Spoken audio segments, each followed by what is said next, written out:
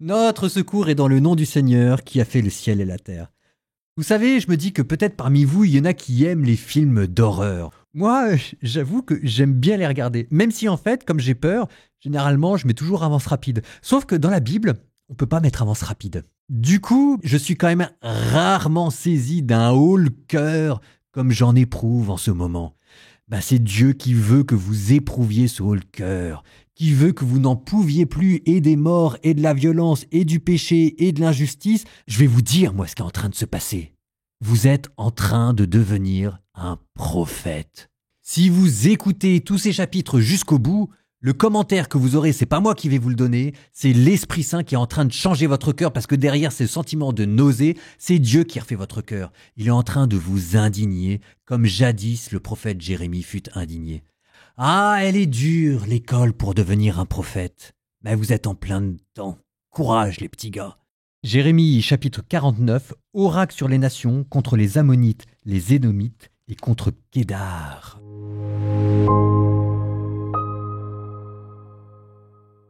Sur les fils d'Ammon, ainsi parle le Seigneur. Israël n'a-t-il pas de fils? N'a-t-il pas d'héritier? Pourquoi le dieu Milcom a-t-il pris possession de Gad? Et son peuple en occupe-t-il les villes? Eh bien, voici venir des jours, oracle du Seigneur, où je ferai retentir le cri de guerre contre Rabat, la ville des fils d'Ammon, et elle deviendra un tas de ruines, une désolation. Ses filles, les autres villes, seront incendiées, et Israël reprendra possession de son héritage, dit le Seigneur. Tu peux gémir, Heshbon, sur la dévastation de Haï. Filles de Rabat, poussez des cris, revêtez-vous de toile à sac, lamentez-vous, errez sur les murailles, car Milcom s'en va en exil, avec ses prêtres et ses princes tous ensemble. Pourquoi te glorifier dans les vallées? Ta vallée est fertile, fille rebelle, toi qui te fies à tes réserves et dis, qui viendra vers moi? Voici que je fais venir contre toi la terreur, oracle du Seigneur, le Dieu de l'univers. Elle viendra de tous ceux d'alentour. Vous serez chassés, chacun devant soi, et personne ne rassemblera les fuyards. Mais après cela, je ramènerai les captifs des fils d'Ammon, oracle du Seigneur. Sur Édom, ainsi parle le Seigneur de l'univers. N'y a-t-il plus de sagesse à Théman? L'art du conseil fait-il défaut aux intelligents? Leur sagesse s'est-elle évanouie? Fuyez, détournez-vous, creusez des trous pour y habiter, habitants de Dédan, car je fais venir la débâcle sur Ésaü, le temps où je le châtierai. Si des vendangeurs viennent chez toi, ils ne laisseront pas de quoi grappiller. Si des voleurs viennent de nuit, ils saccageront à leur guise. C'est moi qui ai dénudé Ésaü, qui ai découvert ses cachettes. Il ne peut plus se dissimuler. Sa descendance est anéantie, ainsi que ses frères et ses voisins. Il n'existe plus. Abandonne tes orphelins. C'est moi qui fais vivre. Et tes veuves, elles peuvent compter sur moi. Oui, ainsi parle le Seigneur. Alors qu'ils ont dû boire la coupe, ceux qui n'étaient pas condamnés à la boire, toi, tu en serais quitte? Non, tu n'en seras pas quitte, et tu devras boire. Oui, j'en fais oracle par moi-même, oracle du Seigneur. Bosra deviendra un lieu désolé, une ruine, un objet d'insulte, de malédiction. Toutes ces villes deviendront des ruines pour toujours. J'ai entendu de la part du Seigneur une nouvelle. Un messager a été envoyé parmi les nations. Rassemblez-vous, marchez contre elles, debout pour le combat. Voici. Je t'abaisse parmi les nations, je te livre au mépris parmi les hommes. L'effroi que tu inspires t'a trompé, ainsi que l'arrogance de ton cœur, toi qui demeures dans le creux du rocher, toi qui occupes le sommet de la colline, comme l'aigle, tu fais ton nid dans les hauteurs. Mais je t'en ferai descendre, oracle du Seigneur. Édom deviendra un lieu désolé, quiconque passera près de lui se désolera, et fera entendre un sifflement de stupeur à la vue de toutes ses plaies, car il en fut lors de la catastrophe de Sodome et de Gomorrhe et des villes voisines, dit le Seigneur. Plus personne n'y habitera, aucun être humain n'y séjournera. Le dévastateur, voici qu'il monte comme un lion, des maquis du Jourdain vers les enclos prospères. Oui, en un clin d'œil, de là je ferai déguerpir Édom, et sur lui j'établirai celui qui est choisi. En effet, qui est semblable à moi? Qui m'assignera en justice? Et quel pasteur tiendra devant moi? Écoutez donc le plan que le Seigneur a conçu pour Édom et les projets qu'il a formés pour les habitants de Théman. Vraiment, les petits du troupeau les entraîneront. Vraiment, à cause d'eux, leurs enclos seront désolés. Au bruit de leur chute, la terre tremble. C'est un cri dont l'écho se fait entendre jusqu'à la mer des roseaux. Le dévastateur, voici qu'il monte comme un aigle. Il plane, il étend ses ailes sur Bosra.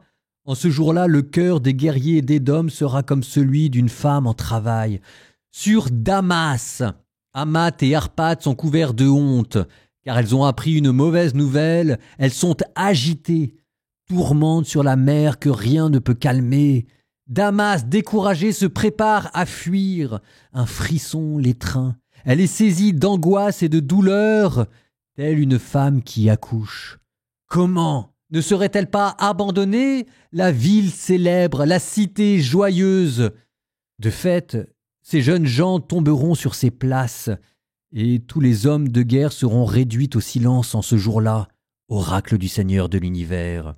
Alors, je mettrai le feu aux remparts de Damas, il dévorera les palais de Ben-Hadad.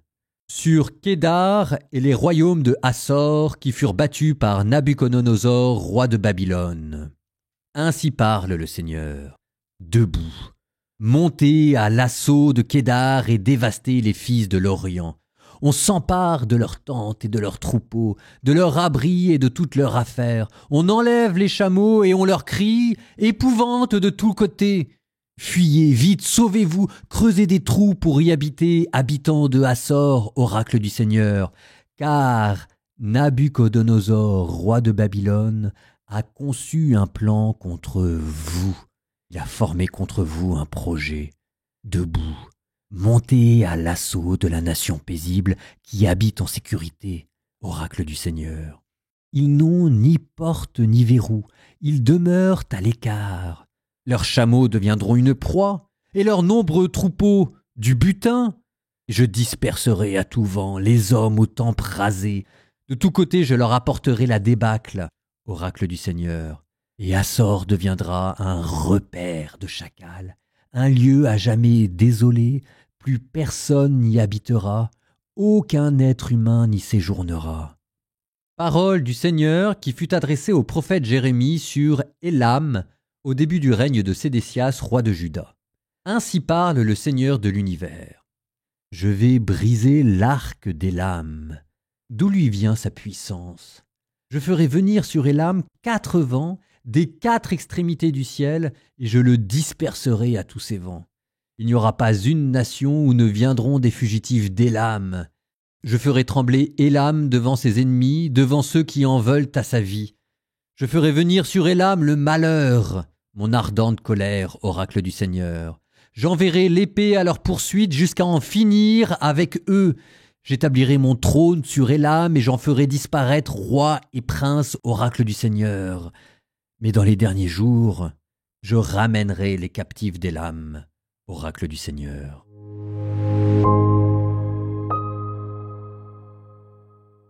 Ah, l'école pour devenir un prophète, elle est longue et elle est douloureuse, mais à entendre la colère de Dieu, quelque chose est en train de se passer dans votre âme. Le sentiment d'une indignation, d'une nausée, votre cœur est en train de s'accorder à celui de Dieu. Vous êtes en train de devenir un prophète. Il vous manque encore à pleurer sur la misère humaine. Et cette fois-ci, c'est vers le livre des Lamentations que nous nous tournons, 4e lamentation. Après avoir entendu la prière de cet homme des douleurs, nous reprenons un peu de hauteur pour entendre à nouveau le cri de Jérusalem dévastée. Si vous faites attention d'ailleurs, Jérusalem n'est jamais explicitement mentionnée. C'est une lamentation qui vaut de tout temps pour toutes les villes qui ont été détruites. De la même manière que derrière l'homme des douleurs, Jérémie n'est pas explicitement nommé, on y a reconnu Jésus, mais vous pouvez aussi reconnaître tous ceux qui dans leur pays sont en train de pleurer sur les décombres de la guerre, et Dieu sait s'il y en a. Ça peut être en Syrie, ça peut être en Ukraine, ça peut être au Soudan, ça peut être là où vous voulez. C'est un cri de détresse, intemporel, universel, qui vaut pour toutes les époques, pour toutes les villes et j'allais dire pour toutes les religions du monde. La souffrance est malheureusement l'expérience la plus universelle au monde. Pleurez avec Jérémie, pleurez qui que vous soyez, pleurez sur la guerre qui malheureusement vous accable. C'est le même cri des douleurs, et si vous voulez devenir un prophète, il faut l'entendre jusqu'au bout. Pleurez sur lui, l'homme des douleurs, pleurez sur elle, la Jérusalem dévastée. Lamentation, chapitre 4. Comment? L'or s'est terni, l'or pur s'est altéré, et les pierres sacrées sont dispersées à tous les coins de rue. Les fils de Sion, si précieux, évalués à prix d'or fin, comment? Ils sont traités en cruches d'argile, ouvrage des mains d'un potier. Même les chacals présentent leurs mamelles pour allaiter leurs petits. La fille de mon peuple est devenue aussi cruelle que l'autruche du désert. La langue du nourrisson assoiffé colle à son palais. Les petits-enfants réclament du pain, mais nul ne leur en donne. Les mangeurs de mes délicats dépérissent dans les rues. Ceux qui vivaient dans le luxe se retrouvent sur le fumier. La faute de la fille de mon peuple a dépassé le péché de Sodome, qui fut anéanti en un instant, sans qu'on ait porté la main contre elle. Ces hommes voués à Dieu étaient plus brillants que neige, plus blancs que le lait, leur corps, plus merveille que le corail, leur apparence était de saphir. Leur aspect est maintenant plus noir que la suie. Dans la rue, on ne les reconnaît plus, et ils n'ont que la peau sur les os aussi sèche que du bois. Plus heureuses furent les victimes de l'épée que les victimes de la faim, qui s'épuisent diaphanes, privés du fruit de leur champ. Dans le malheur de la fille de mon peuple, des femmes, de leurs mains tendres, ont dû faire cuire leur enfant en guise de nourriture. Le Seigneur a détruit dans sa colère, déversé sa brûlante fureur, allumé dans Sion un feu qui dévore ses fondations.